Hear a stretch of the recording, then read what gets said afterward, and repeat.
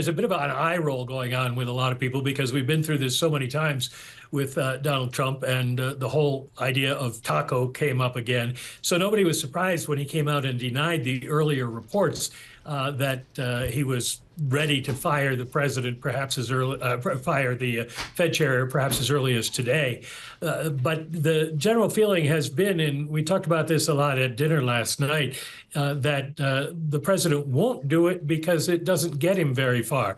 It would probably, as we saw this morning, lead to a steepening of the yield curve, a widening of spreads, the dollar falling, and interest rates would go up rather than down in the markets. And it would just create a lot of confusion and hurt the Fed's credibility. It would also end up in court. So he might try to remove the Fed chair, but it would take many months of legal maneuvering to get that far. And really, Powell doesn't have that much longer to go as chair. You said that there was a little bit of eye rolling because this is sort of a movie that we've seen before. Let's take a listen to the rhetoric from the president just over the last few months when it comes to the chair of the Federal Reserve. And the fake news is saying, oh, if you fired him, it would be so bad. It would be so bad. I don't know why it would be so bad. So we have a stupid person, frankly, at the Fed. I call him Too Late Powell because he's always too late. I know within 3 or 4 people who I'm going to pick. I mean, he goes out pretty soon, fortunately, because I think he's terrible. I'd love him to resign if he wanted to. He's done a lousy job. Jerome Powell's been very bad for our country. We should have the lowest interest rate on earth, and we don't. He just refuses to do it, and yet he's spending $2.5 billion rebuilding the Fed. He's a terrible Fed chair. I was surprised he was appointed. We're not planning on doing anything. We're very concerned. That was President Trump over the last few months, his rhetoric around Fed Chair Jay Powell. It's in chronological order, and I want to point people to the part just before the last soundbite where he said he's spending $2.5 billion rebuilding the Fed. Mike, is there any there with this new line of attack when it comes to this renovation? Well, there are questions about why the renovation has gone up from $1.7 billion to $2.5 billion.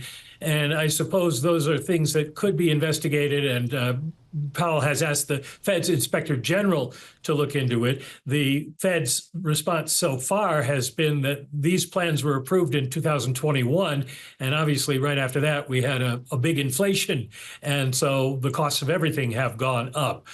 They have also argued that a lot of things that the administration is focused on, or some of the administration officials who've tweeted about it are focused on, are things that are actually not in the final plans.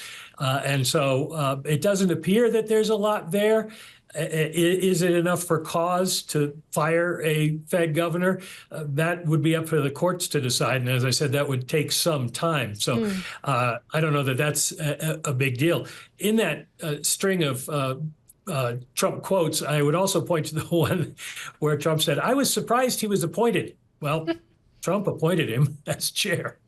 Yeah, good reminder. Tim is eager to make that point. He did also express surprise that Biden renominated him, President Biden. I do want to get your thoughts, Mike McKee, on the idea that, okay, his term as Fed chair ends in May 2026. We know that. We also know that his term as Fed governor doesn't end until January 2028. We had Treasury Secretary Scott Bessent join Bloomberg Television yesterday, and he said that would be very confusing for markets if Powell did stay on as a governor until January 2028. What does the precedent look like there? Well, there really isn't a precedent. The closest you can get is back in 1951, the Treasury Fed Accord, where the Treasury Department and the Fed agreed that Treasury would handle fiscal policy and the Fed would handle monetary policy. And the Fed chairman at the time stepped down. President Truman appointed a new chair, but the old chair stayed on for a couple of years as a governor. But it wasn't a matter of standing up to the administration at the time. He was actually asked to do that, to lend his experience. In this case, this would be a completely unusual situation. The only close analogy I could come up with would be Paul Volcker, who faced a rebellion among his fellow board governors, and the Reagan White House told him, "We think this means you need to go."